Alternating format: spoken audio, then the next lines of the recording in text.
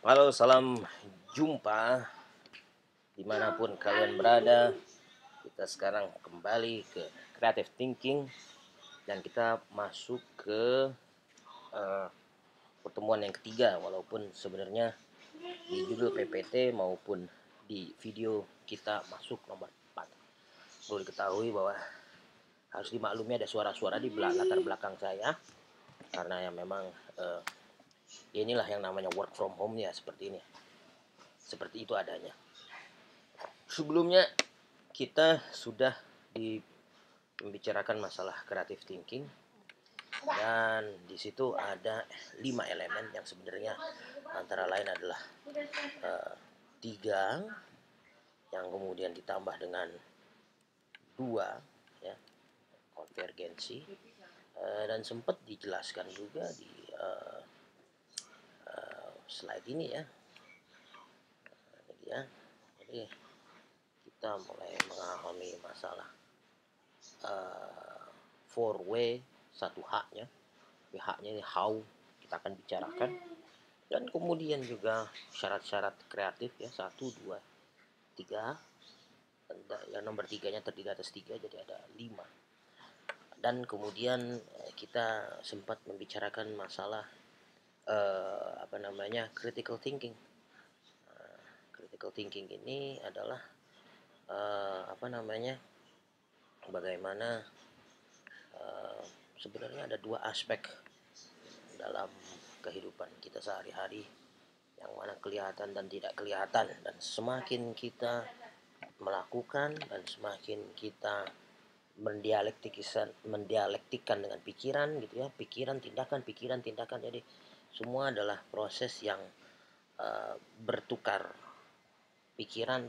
pindah antara tindakan dan pikiran ya, dan sehingga dalam prosesnya dialektika ini bisa menambah nilai kita untuk kemudian mencapai tatanan yang paling tinggi. Pendekatan ini tentu menggunakan pendekatan kritis. Yang saya katakan sebelumnya kritis adalah sebenarnya uh, uh, apa namanya uh, yang dilakukan oleh Marx dan Hegel. Nah, selanjutnya yang kita katakan adalah sebenarnya kita mulai memahami ada hal yang memang terlihat oleh mata dan tidak terlihat oleh mata. The how in thinking lebih membicarakan bagaimana sebenarnya kita memahami apa yang tidak kelihatan, yaitu adalah uh, cara kerja otak kita, karena semua hal pemikiran itu terjadi di sana. Nah, perlu diketahui ada aspek yang harus saya sampaikan. Ada pengalaman dan ingatan gitu ya. Ketika kita ingat itu datang dari pengalaman. Selama kita punya pengalaman yang bervariasi, yang bertambah, memungkinkan kita untuk pindah cara pandang ya. Yang saya katakan sebelumnya, Spider-Man dan Batman, mereka memiliki kecenderungan untuk menjadi maha sempurna sebelum 2007. Setelah itu ternyata semua superhero adalah seorang manusia yang kalah, yang babak belur, yang memiliki ketergantungan, yang memiliki sisi lain selain daripada menolong orang dengan pamrih. Karena kita bicarakan ini manusia. Manusia ini penuh dengan 2 sisi tersebut. Ya. Sekarang kalau dengan pertanyaannya adalah apakah semuanya ada sisi terang dan sisi gelap, ya mungkin demikian. Tapi itu kita akan diskusikan di kemudian hari. Bagaimana pemahaman atau pemikiran, dan kemudian apa yang kemudian harus kita uh, pahami selanjutnya ya, yaitu adalah cara kerja otak kita. Semua pemikiran itu terjadi di otak. Otak itu tuh ada di kepala ya. Bentuknya itu ya seperti ini. Tapi kita juga sebenarnya harus mulai memahami ya cara kerja kita seperti apa. Kita harus bertanya sebenarnya yang dilihat oleh para nabi-nabi kita itu apakah benar malaikat? Apakah kemudian bagaimana persepsi tentang konspirasi? Bagaimana kemudian manusia bisa melihat sesuatu yang tidak berbentuk? Saya tidak membicarakan Tuhan, tapi kita membicarakan black hole, masa depan, atau kemudian proyeksi-proyeksi tentang ramalan-ramalan, atau bahkan sesuatu yang letaknya jauh dari kita yang kita tidak pernah sadari sebenarnya ada di situ. Contoh adalah planet lain. Kita sebenarnya belum pernah kan ke planet lain, tapi kita tahu itu ada. Seperti halnya adalah ketika banyak orang yang memformulasikan uh, apa sih yang di luar sana gitu ya. Nah, ini akan saya berikan contoh. Uh, Kenapa kok manusia punya kemampuan untuk memproyeksikan seperti itu gitu ya. Ini contoh ya, adalah uh, bagaimana uh, masyarakat di era dulu tahun 50-an melihat masa depan. Ini adalah kereta yang bentuknya kayaknya agak melayang ya. Nah, ini adalah kemampuan-kemampuan bagaimana orang mencoba memperlihatkan masa depan. Orang kerja dari jarak jauh gitu ya. Tidak ada lagi connect atau tukang. Jadi semuanya dikendalikan oleh satu komputer. Jadi katanya ini adalah apa yang terjadi pada tahun 2000 yang mana diproyeksikan oleh mereka yang hidup di era 1940. Nah, ini diproyeksikan ya. Kita mengirim pesan. Jadi pesannya itu adalah di atas piring itu dan kita mendengarkan pesan dari jarak jauh. Nah, ini robotik. Nah, ini semuanya dilakukan oleh robot gitu ya. Nah, ini yang kita lakukan sekarang. Jadi bayangkan tuh buku dimasukkan terus kemudian masuk ke otak ya, nggak tahu kalau ada yang seperti itu saya juga mau gitu. Tapi intinya ya ini adalah proyeksi-proyeksi kita gitu ya. Mereka meramalkan sesuatu yang kemudian menjadi bagian uh, dari cara berpikir kreatif. Agak menakutkan memang, tapi ya inilah proyeksi-proyeksi kita. Bagaimana kita memproyeksikan. Nah, ini menarik ya. Orang katanya sudah mulai terbang di tahun 2000 ya. Tahun 2020 ya masih ada mati lampu di Kemang ya. Jadi Jakarta Selatan. Saya juga kurang paham bagaimana itu terjadi ya.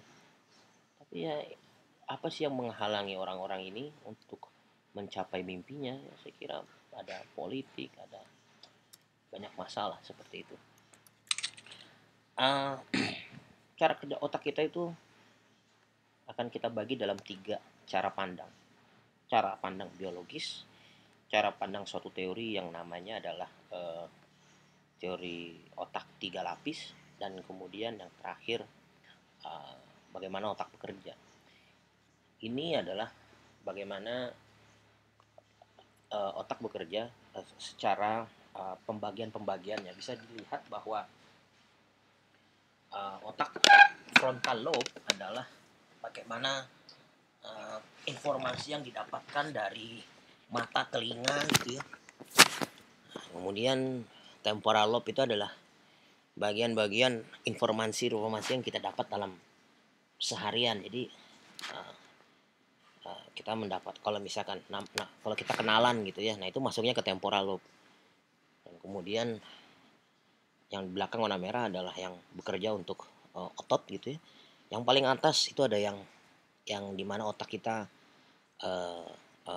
tersimpan memori paling paling besar. Depan warna biru masalah sensitivitas.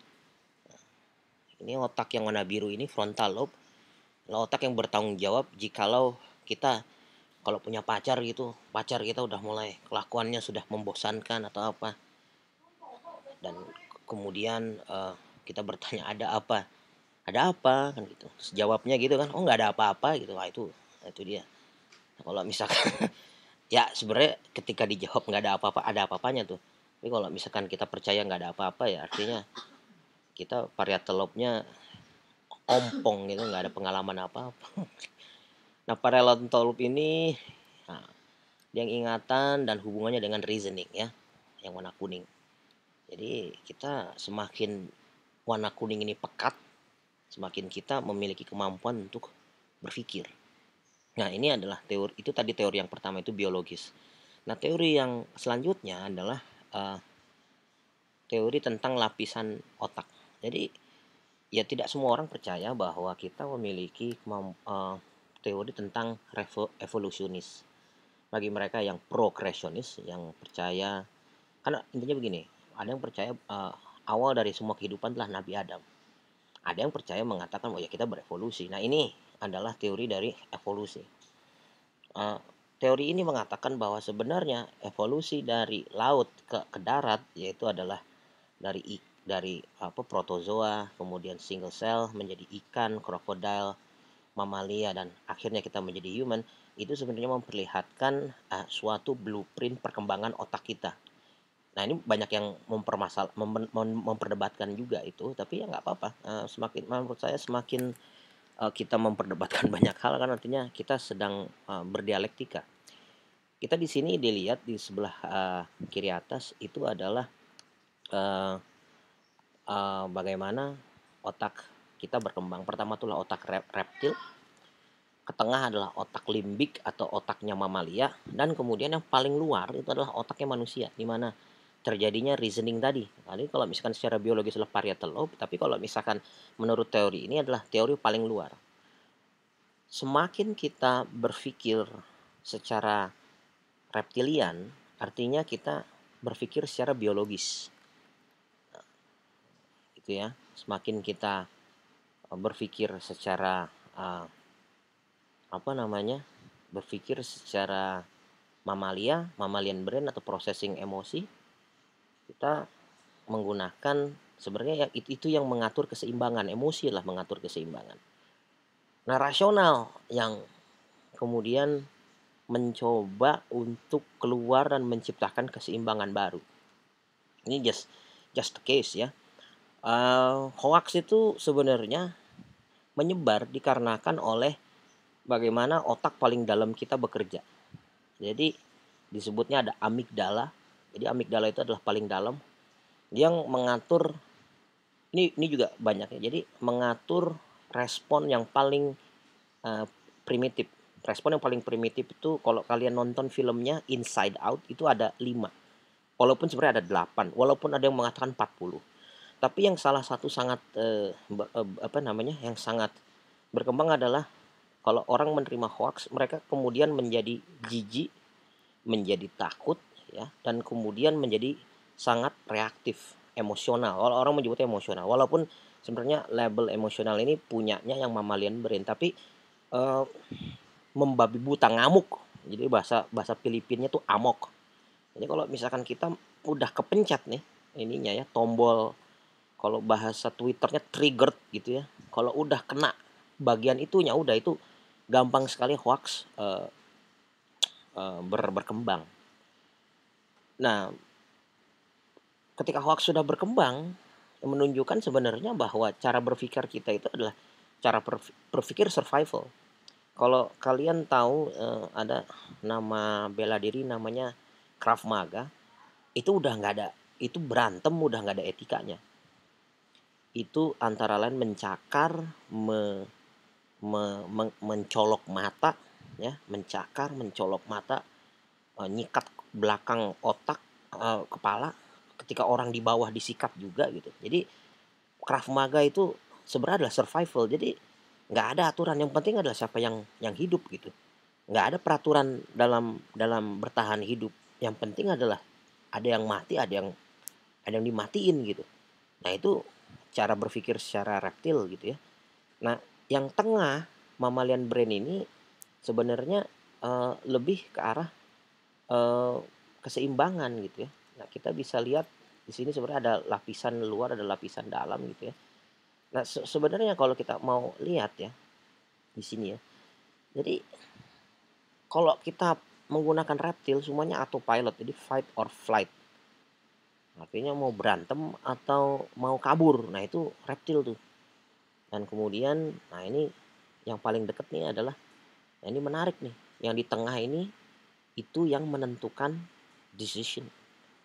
Nah, yang paling luar adalah masalah rationing atau rationalize. Nah, harus dipahami bahwa kita di konsentrasi periklanan, kita ngejar paling tengah, emosi.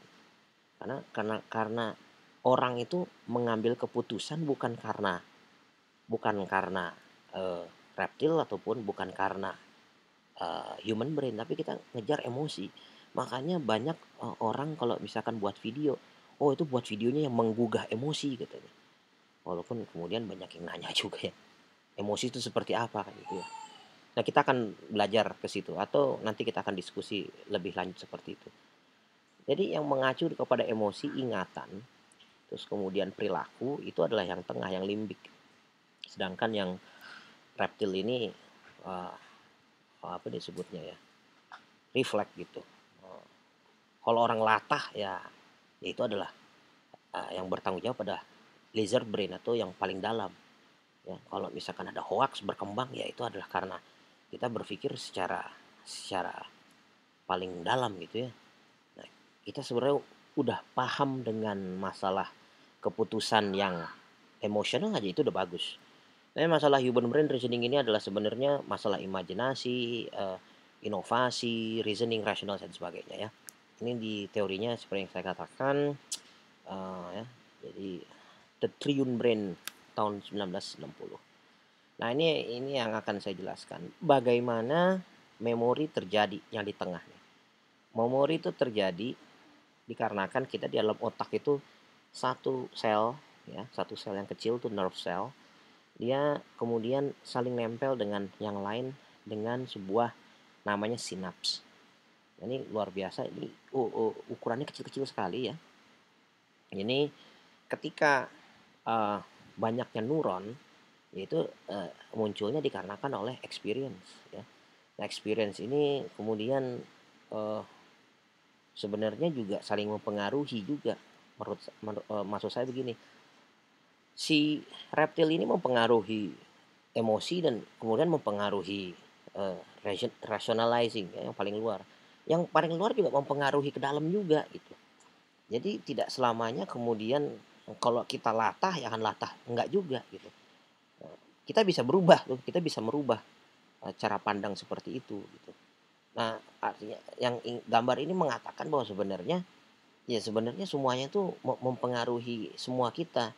Ya, kita dilihat bahwa sebenarnya apapun yang kita lakukan, gerakan-gerakan itu, sensori-sensori, bahkan di ujung lidah sampai di ujung jari itu akan semua dimasukin gitu. Makanya ada pernah saya tuh pernah ya ini menarik ya, ketika saya berjalan ke gang-gang di Jakarta Pusat gitu. Bau bau deterjennya itu mengingatkan saya kepada masa kecil saya gitu. Padahal itu adalah bau yang saya nggak pernah. Karena kenapa? Kalau di gang itu yang namanya bau itu mantul kayak. Jadi masuk ke hidungnya cepat dan kemudian membuat saya ingat ke zaman dahulu gitu. Contoh contoh lain, ketika kita menghirup bau mecennya Indomie goreng itu kita langsung ngiler itu. Nah, itu mempengaruhi juga tuh bagaimana kita berpikir gitu ya. Nah, itu satu ya. Satu adalah bahwa otak berkembang dengan synapse dan kemudian otak kanan dan kiri ini yang mana kanan adalah otak yang penuh dengan warna-warni dan yang kiri adalah otak yang sangat rationalize ya. Makanya kalau gampang sih, coba kalian kepalkan tangan kamu kedua, dilihat kalau misalkan mana yang kamu sering lakukan. Kalau misalkan kanan paling luar, artinya kalian berpikir dengan otak kiri. Tapi kalau misalkan kiri Anda paling luar, ya itu Anda berpikir dengan otak kanan gitu. Nah, apa bedanya? Nah, kita akan bahas nih. Jadi intinya adalah kedua-duanya ini ya kedua-duanya harus sehat ya. Kalau matematika ya kiri, kalau yang musik, gambar itu ya yang kanan gitu ya. Ini adalah penjelasan tentang antara otak kiri dan kanan. Oke, dan kemudian Ini adalah salah satu proyeksi lain, dan ini adalah proyeksinya Einstein tuh. Dia juga jenius, tapi dia juga sebenarnya orang yang sangat eksentrik. Kenapa ini ya, kenapa Einstein itu jenius? Katanya otak kiri sama kanannya itu berkomunikasi dengan baik, karena disebutnya apa ya?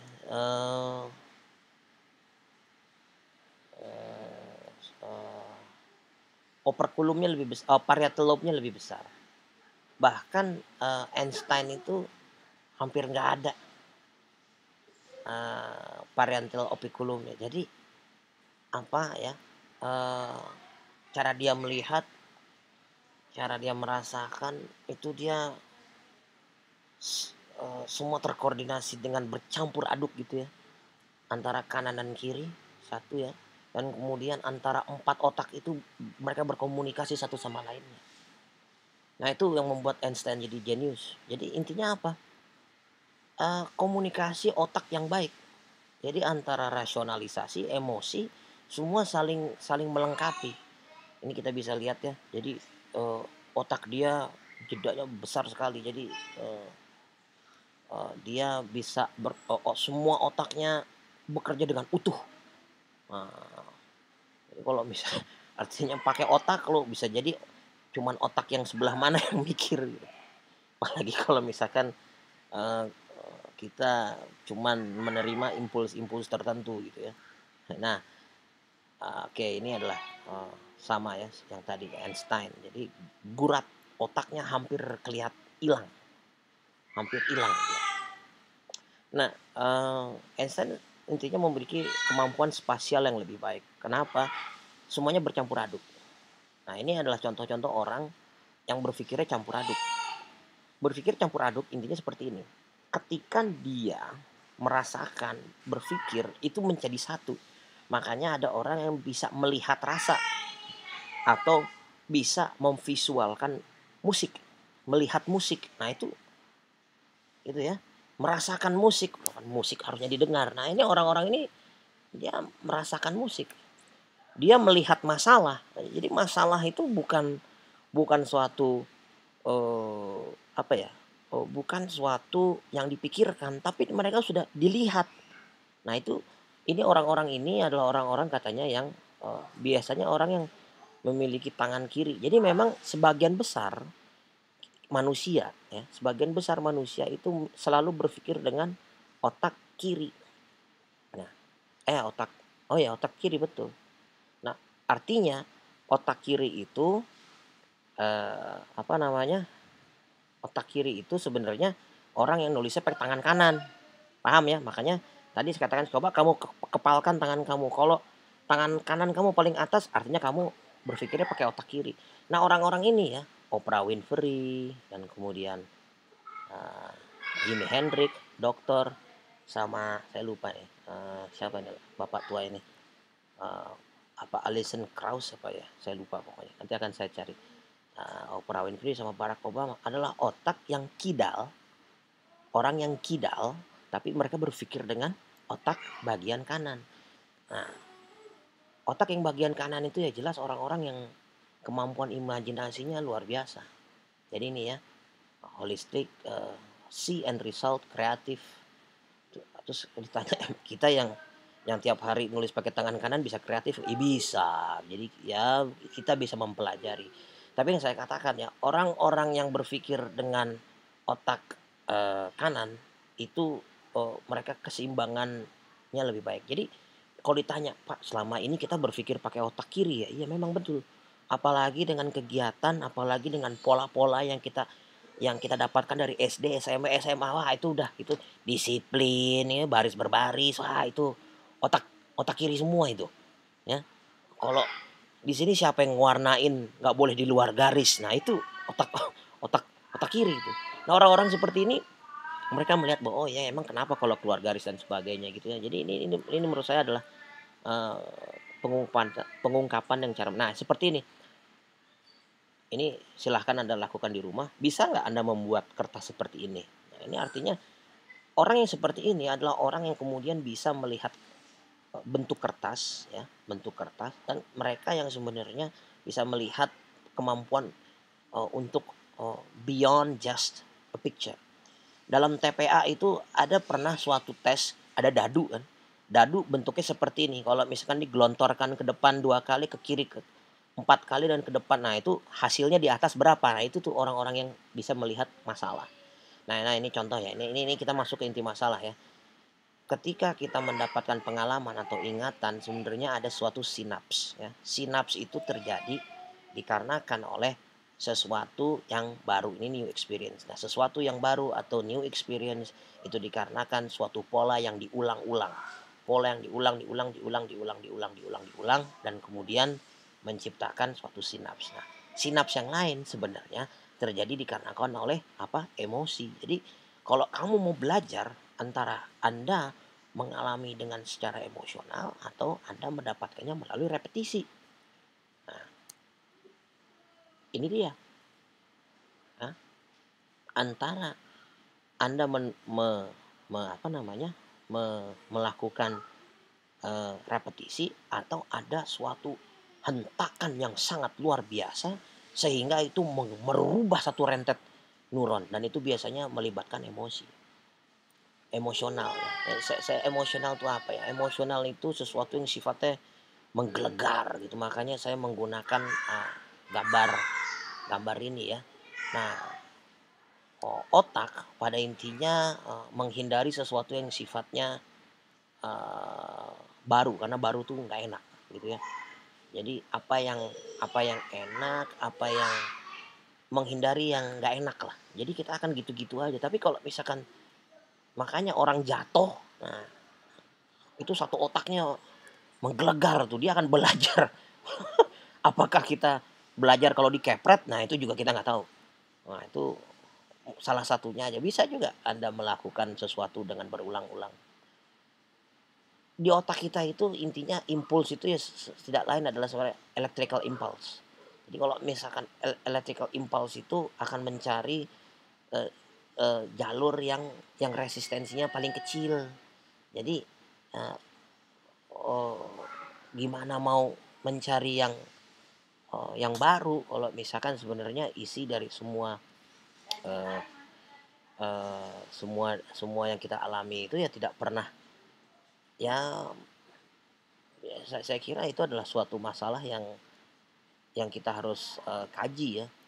Eh, Apakah jalur yang paling mudah itu menjadi sebuah apa ya, kebiasaan. Makanya dalam lagunya Bob Marley, kamu itu kamu tidak akan kuat kalau kalau kuat itu ya cuman satu-satunya jalan. Artinya kamu jangan mengaku kuat ya kalau selama ini enak-enak aja gitu. Jadi kalau misalkan semuanya sudah habis, sudah hilang, nggak punya apa-apa, biasanya orang akan menjadi kuat tuh. Seperti itu ya. Nah, electrical flows itu intinya um, yaitu tadi dua ya. Pilih aja mau yang pakai emosi atau pakai repetisi. Nah, itu sesuatu yang menurut saya harus dikaji tuh. Makanya eureka atau enlightenment, atau orang menyebutnya dengan kata kudos gitu ya, adalah suatu suatu momen yang sangat mendalam gitu ya. Ketika kita lagi menyerah dan kemudian datang pesan itu luar biasa ke dalam jantung hati kita, dan kita merasakan seolah kita disentuh langsung oleh sang ilahi gitu. Nah, bagaimana kita menjelaskan Nabi Muhammad dan kemudian uh, uh, Einstein, dan kemudian Galileo, dan kemudian orang-orang yang menemukan uh, pemikiran baru itu sebenarnya adalah bisa kita katakan eureka moment ya, enlightenment, pencerahan. Tapi saya tidak mengandalkan itu sih, karena menurut saya itu adalah sesuatu yang uh, uh, untung-untungan, bisa dapat enggak, bisa dapat juga tidak. Nah, ini adalah fakta-fakta tentang cara otak kita bekerja. Jadi 75% sampai 90% apa yang kita pelajari itu biasanya hilang dalam 24 jam. Nah, untuk bisa belajar dengan benar-benar, kita tidak hanya uh, mengingat tapi memahami ya, memahami ini penting sekali. Dan kemudian uh, kita bisa paham gitu ya kalau dilihat. 20% lebih paham lagi kalau kita dengar. 50% lagi kalau kita lihat dan dengar. 70% kalau didiskusikan. 80% kalau kita alami. Tapi ini yang menarik. Kita akan paham kalau kita mulai mengajari kepada orang lain. Makanya ini yang saya terapkan sudah lama ya. Ada kawan saya mengatakan kita belajar dengan mengajar. Nah ini 95% ya. Jadi bagaimana Anda bisa paham ya kalau Anda mengajar. Jadi kalau misalkan saya yakin sih Anda mencapai pemahaman itu sampai 70% karena didiskusikan secara terbuka dengan orang lain. Mungkin nggak sampai 70, mungkin ada 50%. Itulah kadang-kadang kita tidak pernah memahami sepenuhnya gitu. Jadi eh, kita paham, tapi pernah didiskusiin nggak gitu? Pernah kita alami nggak? Pernah nggak kita mengajarkan itu kepada orang lain? Gitu? Nah itu menarik tuh. Pertanyaan-pertanyaan dari mahasiswa itu menurut saya menarik semua. Nah, ini bagaimana kita menjadi lebih kreatif. Nomor satu yang saya katakan, belajar dari Einstein, menyeimbangkan otak kiri dan kanan. Ya, katanya sih eh, menyeimbangkan otak kiri dan kanan itu katanya banyak-banyak main musik, main gitar, main drum, main apa aja tuh. Jadi itu lebih, saya yakin di sini lebih banyak orang yang tidak bisa memainkan musik. Nah, ada yang bisa bersiul, menepak-nepak apa namanya, trambolin atau itu bagus tuh. Nomor dua tadi dari slide sebelumnya, kita harus memahami, bukan bukan diingat atau dipelajari. Nah ini nomor tiga nih. Nomor tiga, melepaskan, memaafkan dan memberikan. Ini penting nih. Bagaimana